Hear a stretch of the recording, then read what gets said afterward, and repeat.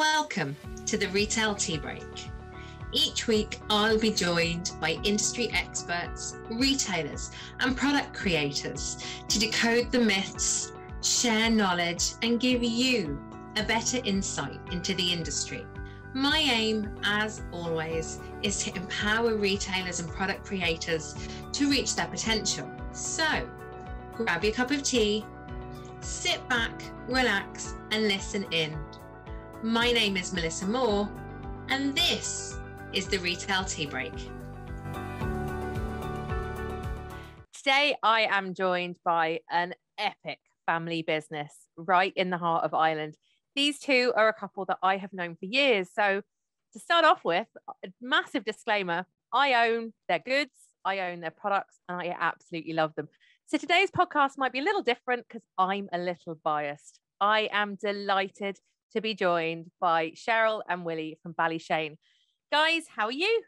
Good, and you, Melissa? It's great to see you. Oh, it's so I know, it's so nice. And what I'm loving, forget you two for a minute, anyone watching this on YouTube will see the incredible wood behind the guys here, the boards that have been made in progress. It's a bit of your real life workshop, Willie, that is fascinating to see behind us. Yeah, no, everything happens here. There's loads of orders happening in the background there, so it's busy at the minute. It's all go, which is fantastic. It's lovely. Like we're very lucky where we live. We're in really close to the view. You can probably see the view behind us, but it's a lovely workshop to work in. And yeah, what you're seeing behind us is for Christmas. Yeah. I know, and this is it. Yeah. It's real life. It's a real life studio, as you say. You know, looking past you, even the view out that kind of door window slider is phenomenal. The wood looks beautiful, and I can almost smell the wood from here because I know that smell. So, look, for anyone that doesn't know you, in the time that it takes to boil a kettle, which is about 2 minutes, tell us a bit about you guys and the brand Ballyshane. So we're Ballyshane Irish Wood Design, produce and manufacture chopping boards, salad bowls, and we occasionally do bespoke furniture as well. We have a couple of tables on at the minute. We sell wholesale, we sell retail. It's both myself and Cheryl. Cheryl works part-time and then she helps me the rest of the days, pretty much 7 days a week at the minute. So that's us in a nutshell. Now unless Cheryl wants to add something to it. No, but we've been in business for a few years now, and the business has grown from strength to strength. But we've definitely noticed this year is our strongest year. Yeah, and it definitely has been. And then obviously COVID changed a lot of things. But we create a product we wanted a luxury product that was sustainable and that we could use Irish timber. That was really important for us, that we used Irish timber, sustainable Irish timber. So the timber we only get timber from logs that are from trees that are dead, dying, or falling over. And each board that you buy comes with a sustainability tag, and on the tag it tells you where the timber came from and what type of timber it is. And it's very important to us that we weren't putting down trees that didn't need to come down, or we were like the planet. We didn't want to be another thing that was killing the planet. So we're very proud of the business that we've created, and we're trying our best constantly to come up with new ideas, even with our packaging and everything, that we're not adding to. All our packaging is recyclable, everything. Pretty much everything. It is recyclable, but we're reusing boxes. So we decided that we didn't want to buy in boxes, even if they were recyclable or compostable. So we looked around and came up with another alternative. There was a couple of companies down the road from us who were getting rid of boxes, and they're plain boxes. So we actually repurpose boxes. We take their boxes, they get another life, and then we hope that somebody, when they get their box with their board, they'll use it again. Yeah. So that was our plan. I love this message. And actually, I had Elaine on here a few weeks ago from Hawthorne Handmade Skincare, and the same thing. You guys are the same. You're not a brand that says they are sustainable. You are sustainable. And I think this is the big difference, that you don't just talk the talk. You are physically doing it every day, from the recycled wood that you're obviously producing beautiful products with, but the boxes. And I think it's so clever. And I think, I know from the research that this is something consumer wants. They're happy to pay more for goods that are sustainable, that have longevity, but also they want to spend their money with brands that truly, truly live the sustainable way with purpose and through their values. Yeah, and like there is a story behind it as well, because like when we say we're sustainable, I go hand select timber myself. I go to the yard, I pick it out, and I selected them. We cut it up here ourselves. But with regards to the boxes, there are lots of people have seen them. They're a local company that my mum and dad have worked for 30 years. And I rang him one day about boxes, and we got all our boxes off him, and he was literally had nothing. He could do nothing with them. He was just dumping them. So they were thrilled. Another company was thrilled as well that we were getting another use out of them. But like for such a luxury product, we were afraid that these boxes would go out. Now, there's nothing wrong with these boxes at all, but we were afraid that go out to customers and they'd be like, oh, we thought we'd get a luxury box with the product. And we haven't had one person ever say anything to us. We've always got amazing feedback that we're really making an effort to cut down on waste. So that's wonderful to see. And it's wonderful to see people are changing with the time, that they're not like, oh, I would expect it to get this beautiful big box. They're not expecting that. And they're thrilled to see that we have it, that we're reusing and repurposing boxes. It's really important. So it is really important. But even down to our shavings, which Melissa knows, we actually, our shavings, we have chefs, we have just amateur cooks. They use our shavings for smoking and different things. And then we've got involved with a company now who are using them for to turn them into pellets for heating. So that's great. Every bit of it's getting used. It's not, nothing's going to the waste. It's being repurposed into something that can be useful. It's fantastic to see and hear that also it's crossing industries now. So you're obviously selling yourselves, you're selling into retailers, wholesaling. But then if these shavings are now going to the hospitality industry, chefs are using them, it's great to see that your name and your brand is spreading even further than the retail industry. Which is amazing. It is amazing. It is amazing to see like all the hard work is paying off, and we're a good few years into it now, but to see our name popping up time and time again, it's great. It's great that people are paying attention to the boards, but to the brand that we are as well and what we're trying to create. Fantastic. So this brings me back, I suppose, to the reason that I wanted to have a chat with you today, because you have been around a few years. You've also got different routes to market when it comes to selling. So I know you've mentioned a few there. You obviously sell direct to consumer through your own website, which I'm sure was very different in the last 18 months. You wholesale into retailers. You've obviously sold through your own little store in Duckett's Grove when you were there. There's pop-up shops. Talk to me about selling, because it seems to have come a bit of a dirty word over the last 18 months. People don't like to talk about the fact they sell, but sure, if you didn't, you wouldn't have customers. So where did you start, or what do you think about selling? I suppose if you go back, our main route to market was going to be wholesale. We were like, we wanted to be wholesale. We really were driving that. Our website was doing okay. I mean, there was a couple of sales coming in and we weren't going to live off wholesale. And then I suppose we all remember the Friday night. It was like, we're all shutting down, and we sat there and we're like, oh, that's it. The business is gone. Like, is it gone? What are we going to do? And we were very lucky. We have, which Melissa, I know you know most of these people, but we have this crew, as we call them, and they're in the industry, and it's a support group. And I would call them an amazing support group that we have of everyone from Sam August Nessa, Alana Plankpole, Lenny Kay, Amanda Murphy, I'll just name them, Owen from Copperfish, and the Weird Man, they're just Connor, they were amazing. We all got together and we were like, what are we going to do? Like, we have to. You didn't feel alone. No, that was it. We didn't feel alone. We didn't feel like it was just us that this was happening to. And we knew it wasn't just us, but everyone was in the same boat, and there was the panic of what we're going to do. So we just pulled up our socks and we were like, right, this is it. We need to get on to our website. We need to upgrade our website. We need to get the name out there now, and we need to get on social media. We would have stepped back a bit from social media because we hated putting our faces out there. Yeah. We really did. And I know, even looking back over posts and stuff, we would have always been like, oh, I don't want to be bragging about the business. Suddenly we were bragging, and we were like, this is who we are. This is what we're doing. Supporting other companies, sharing different things, coming up with ideas. And we actually, that time, we all got together actually, and I'm sure you remember, we done a huge giveaway. Yeah, I remember it well. Yeah, it was incredible. There was all these Irish brands kept coming to us and being like, we want to get involved. And that actually I think that kickstarted it really. Yeah. Our name was flying around along with all these other companies, and suddenly the website took off. And it took off incredibly. I do agree, because me and you really only concentrate on wholesale. We in our mind was we had to have a website just to show our presence, but we really fixated on wholesale. And then when lockdown happened, wholesale stopped. So both myself and Cheryl were like, what do we do? And it was actually quite surprising. The first couple of months, it was slow, but then people just start shopping online. And we were like talking about sales. We were like, yeah, let's push. And we done absolutely everything we could.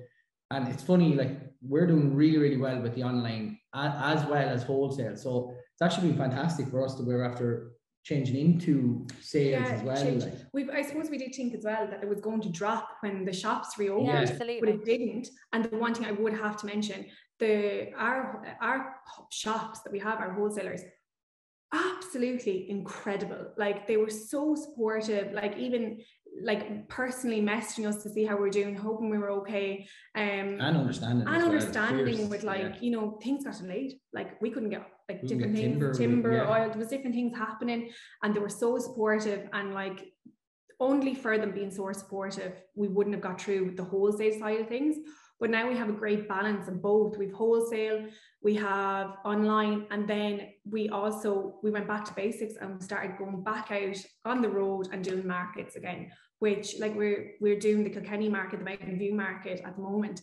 And it was just so lovely to put our faces back out there, see our customers, get the feedback, see how people are shopping, because they are shopping different.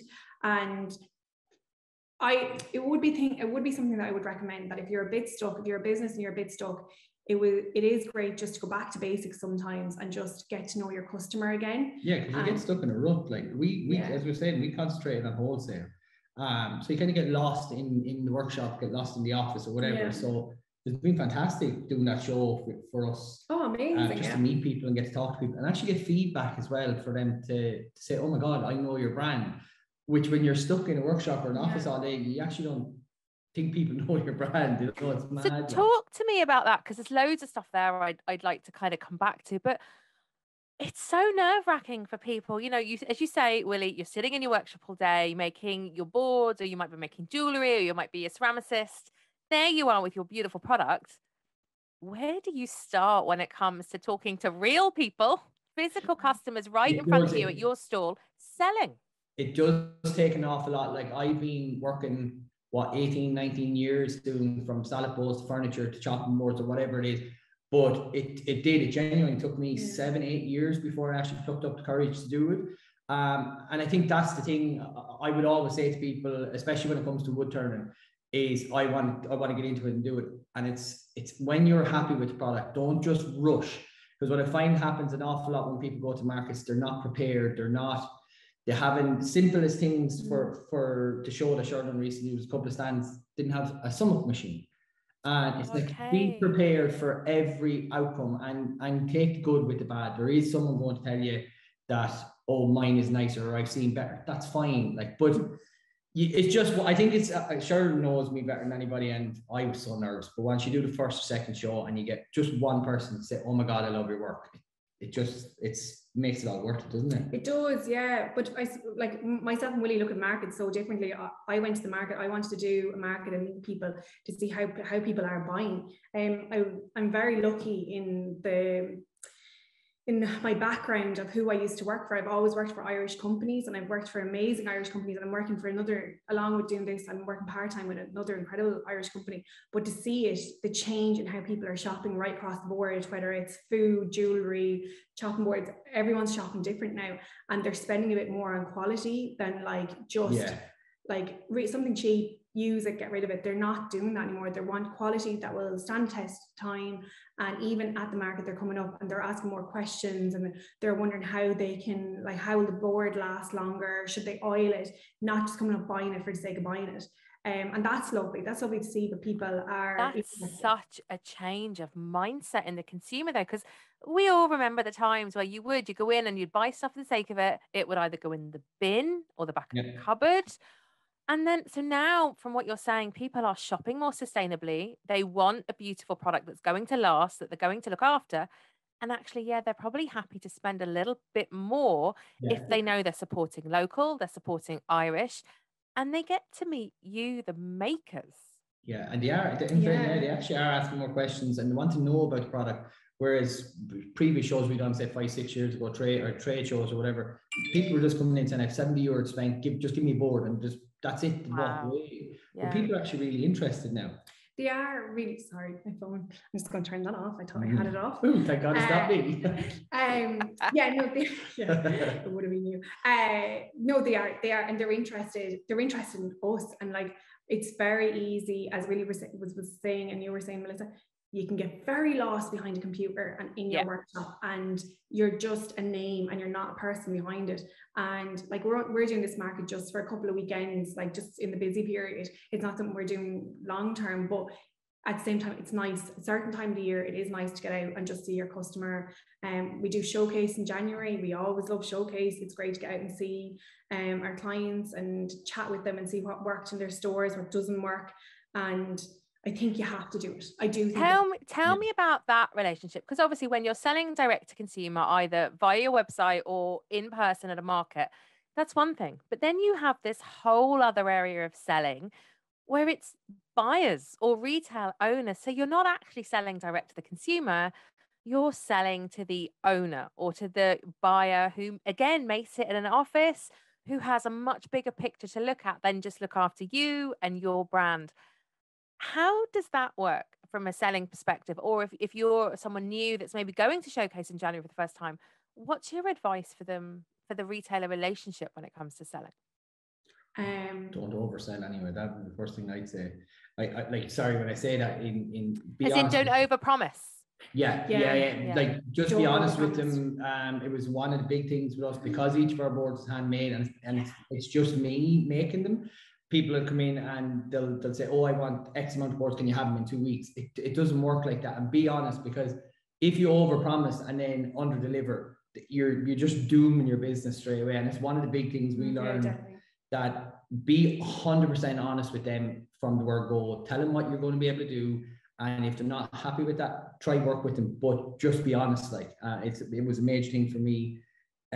We did, when we started first, we were like, oh, we'll do a 2-3 week turnaround.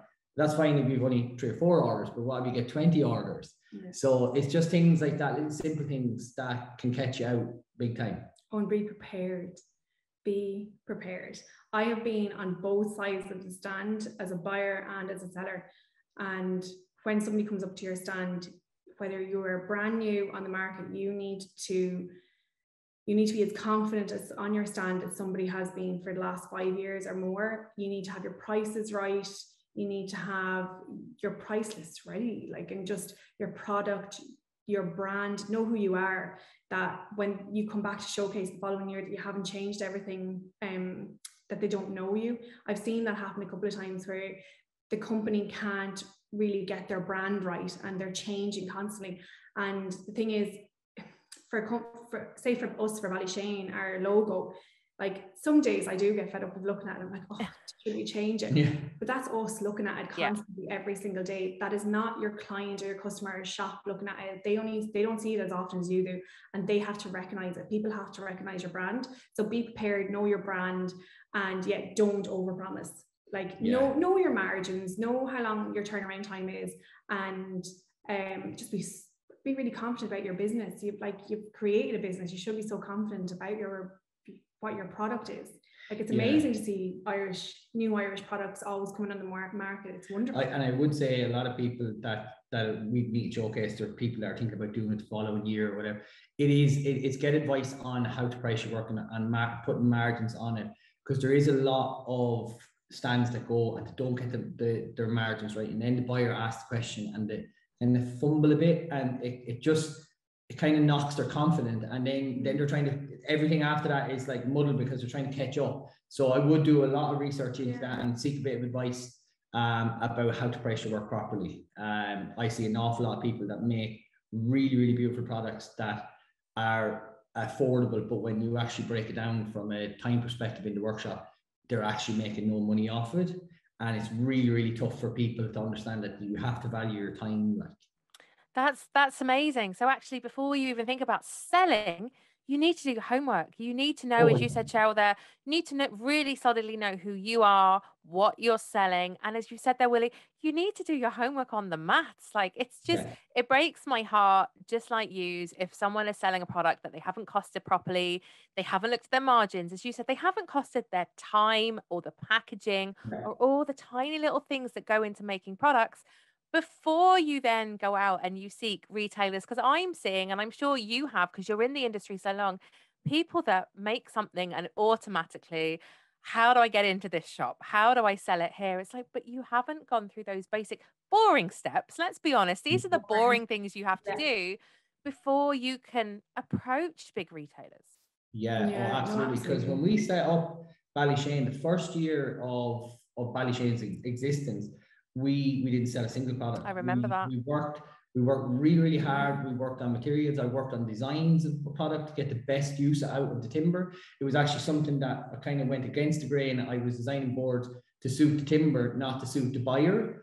Obviously they're a beautiful product, but I really wanted to get the best value out of timber. So for the first year, we did absolutely nothing working on price, product design, and production to get it right. But just to be very clear about that, like, we understand we were in a very lucky position to be able to do that. We set ourselves up. No, like, there's not many people can do what we were able to do that year. Like, we had set ourselves up to take that time, and I was working full time, and Willie was doing bits of work part time. So it's not something that's, I know. No, and that was what I was actually going to go to my point. I know we had that luxury, but I would be really active in saying to people, even if you do it for a couple of days a week or a month, if you actually set yourself up, if you want to be serious about your business, say, look, for 2 days this week, I'm actually going to work in a really productive manner, and I'm going to see how long it takes me to make a product or 10 products, and then I can break that down to get a value, and then I can add the timber, the electricity, my wages, whatnot. And I think it's really, really helpful tool to give you a sense of what you're actually making and how much money you're making off it. Because some people will just make a product and you say, oh, how much is that? And they say, oh, it's 50 quid. And you say, how much did it cost you to make it? Well, I don't know. Do you know? And then when they actually go back and look at it, they might be making a fiver off of it. Do you know? And that just kills you. Like. And I think these things, sorry, Cheryl, I think these things also help, because when you're going and you're selling to a retailer, when you're selling wholesale, it's completely different to selling to me coming up to your market store. You need to be able to know these figures in order to work out the cost price that you're then selling into a retailer, in order for them to then go on and sell it at a similar price to you're selling to your customers. Yeah. No, absolutely. Yeah, absolutely. And the other thing is, like, there's so much help available to everyone. There really like, is, yourself, Designing Crafts Council of Ireland, the Leo. Absolutely. It's amazing. Like, and you don't have to look very far to get the help. Like, you really don't. We've been given so much help from day one. Like, we have been so incredibly lucky and been very much supported by all these different groups, and we couldn't have done it without them. Like, we really couldn't. Like, there's only so far you can go yourself before you need like a bit of advice, or you might be going down a trail that you think is the right trail to go, and it's not. Like, and it's great to have somebody there to go, no, you're not going the right way, especially if you work by yourself. Like, myself and Willie, it's grand, we work together, and look, we might kill each other. We work in different rooms. We do, but it's like, it was great to bounce off each other and bounce ideas off each other. But if you work by yourself, you do need, like, to reach out to other people, reach out to groups, get to know people. Showcase even is amazing when you do showcase, and you get to see all your peers there and chat to them, and everyone is so full of information and wants to chat with you. They're not there to, like, oh no, I'm not going to help you. They are. Everyone wants to help each other and see everyone do well. Yeah, it's great. Like, for Crafts Council of Ireland have been fantastic. Like, they're a mind of knowledge.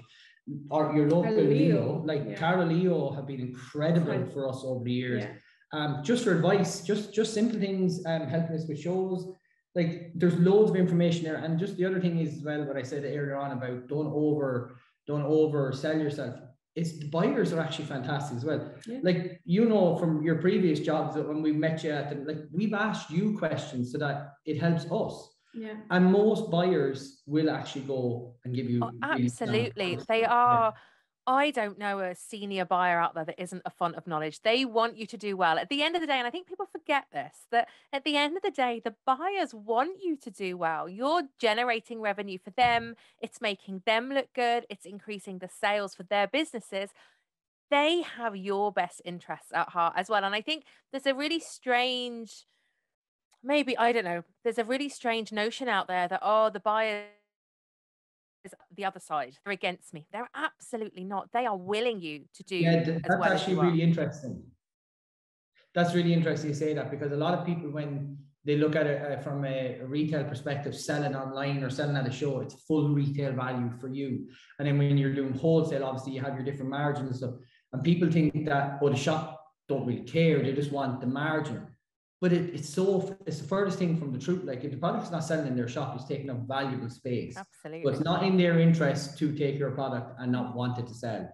And most of them, if not all of them, I've never ever had an experience with a buyer where I've asked her a question. What we actually do with our products is, new shops especially, we'll give them a suggested order and we'll say, look, if it doesn't work in a month's time, bigger board, smaller board, let us know and we'll replace them with what is selling, instead of just giving them the products and saying, now it's yours, you may do whatever you want with it. And it's we've been very, very lucky. I think you've been great over the years, and I've obviously watched it. You really work at those retailer relationships. It's something I talk about a lot, but you work with your retailers who are wholesaling for you. As you say, you're not just sending the order, closing the door and saying, good luck, come back to me in 2 months when you want another one. You seem to have that same customer relationship with your retailers as you do with your direct to consumer customers. Yeah, no, we definitely do. Yeah, at Showcase especially, I'm sure Melissa, you've seen it time and time. Like, we're having pints, like, and drinks and everything with everyone. Like, you have to build that relationship, and like, we've some amazing friends that are like, we've gathered friends over the year, yourself included, who would have been a buyer at one stage from us. But yeah, you have to build on that relationship. Like, they're your customer at the end of the day. Like, and they're there to give you advice. They're there to see it through the, like, you're going to have dips as well in the business where you might be the flavor of the month. Next thing, wood might go out of fashion, and you know, and you're trying to change the company to adjust to the times, and they're there to help you and make suggestions, and it's great. And I think because they'll give you their opinion and advice that you're afraid to listen to. Like, there has been occasions where we've made a product, we've made one or two, and they're like, it's not you.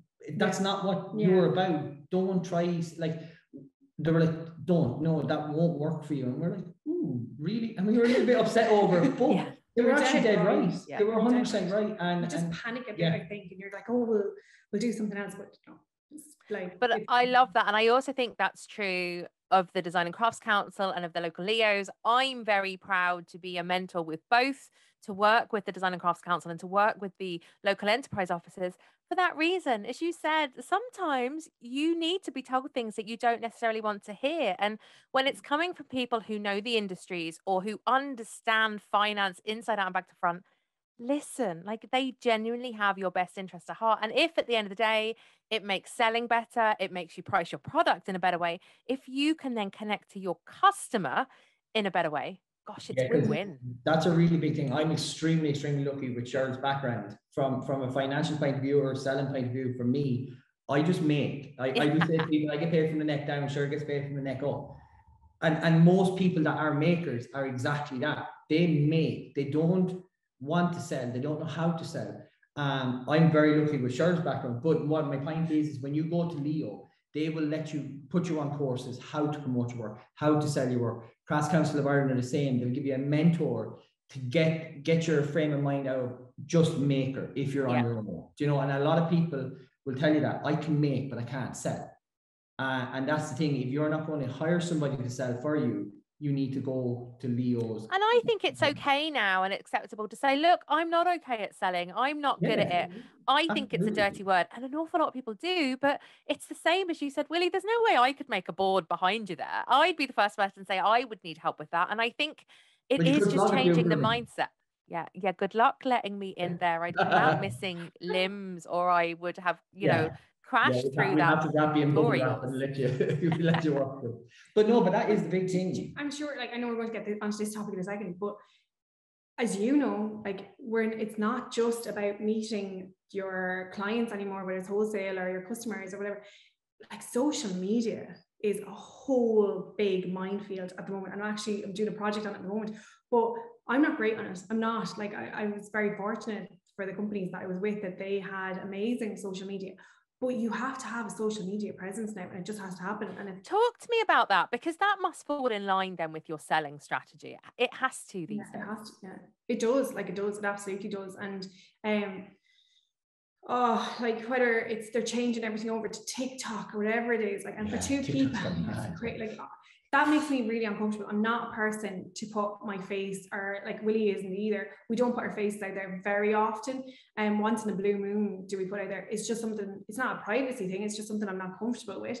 And now it's all about videos and reels and this and that. And I'm like, it terrifies me, like, of what like you have to do. And I think I just made a decision for Ballyshane. I was like, I'm not comfortable with this. I can't do this, but I'm going to try my best in what I can do. And whether it's good photography or it's trying to give a tiny bit of insight into our background and what we do, and just keep ticking away like that. It's what I can do, and it's the best that I can do on Facebook and Instagram.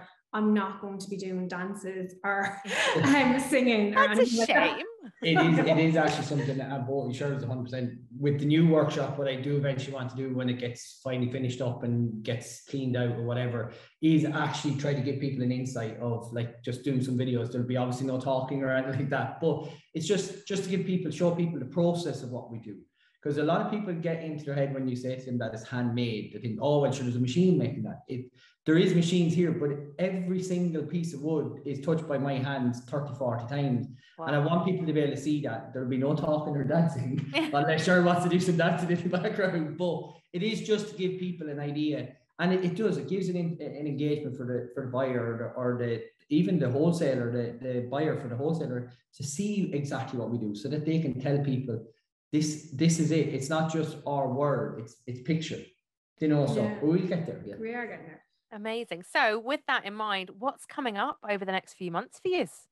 It's great hard work. Lots of hard work. I love that. It's Christmas. Like, we're in it. We're in the thick of Christmas. This is it. Like, we would have started back in August, starting to prep for it. Wow. We're in it now. Yeah, we wouldn't have done that before. We couldn't. No, we wouldn't have done it before.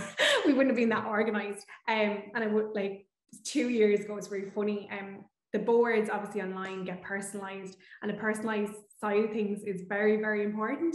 And I'll never forget the middle of November when the sales were coming in really thick and heavy, and the whole thing went down, and I had to get a friend to help us with it. And she was giving out to me, she's like, this is the thing we could have done in September. And I was like, I know, yeah. So I've learned from that, definitely learned from that, and we've prepped and we're prepared and we're ready to go. And it's just to get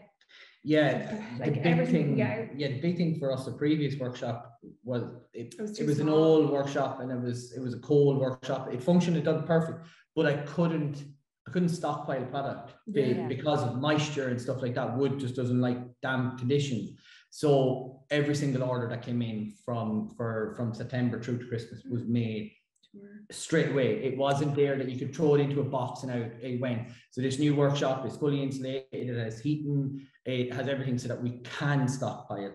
And then the other thing this year that we're doing a lot more of, and it's really exciting, it's going back to something I'd done maybe 10 years ago, is furniture. We have 3 commissions for dining tables on just before Christmas and one after Christmas.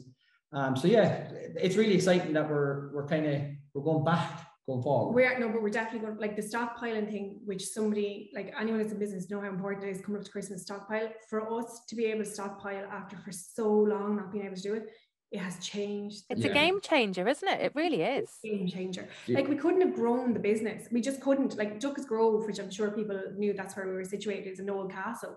And we were down in one of the stables in the old castle with lovely other crafters. But for wood, it just wasn't working. And also, like, there was, what was it last Christmas? The roof leak. The roof leak. Oh, gosh, with wood. With the wood. And, like, no, like, I know customers can be like, great, and they can be lovely about it, but there's only so much to be like, the week before Christmas you can't get us our board because of the roof set. It's not okay. And the other major problem that we eliminated this year, or worked to our advantage, was with COVID as well, was we outsourced our engraving. And like, she was fantastic, she's a really good friend of ours, but she was really busy, so it was 2 or 3 days out with her to get engraved and then back and whatnot in the depths of Christmas is really, really difficult. So in April there, we bought our own laser engraving machine, and it's set up in our packaging area. So now everything is done in-house. So we literally get timber, we pack it, we oil it, we sand it, we do everything, and then there's personalization. We engrave it here ourselves, and it's sent straight away. So yeah, we're really trying to do that this year. Definitely COVID has changed a lot of things for us, but it definitely made us look more that we have to have everything in-house, and we're in a position that we were able to do it, and we could buy the machines, bigger machines, we upgraded machines and everything. So yeah, just even compared to last year, the business has done a 360 on how we're going to send out things, how we're producing, and time frames and all that. Yeah, so it's exciting. We're very excited about this business. Amazing. Oh, I'm thrilled to have had you on today. This has been a brilliant chat, and I think you've given so many people such an insight into the reality of what it's like to have your own brand, you know, grow the business, be able to sell to these different avenues, and to be great at doing it all at the same time. Willie, Cheryl, it's been a delight to have you on today. I really appreciate you taking the time to come on to the Retail Tea Break. If you enjoyed today's podcast, please like, share, and subscribe to the Retail Tea Break.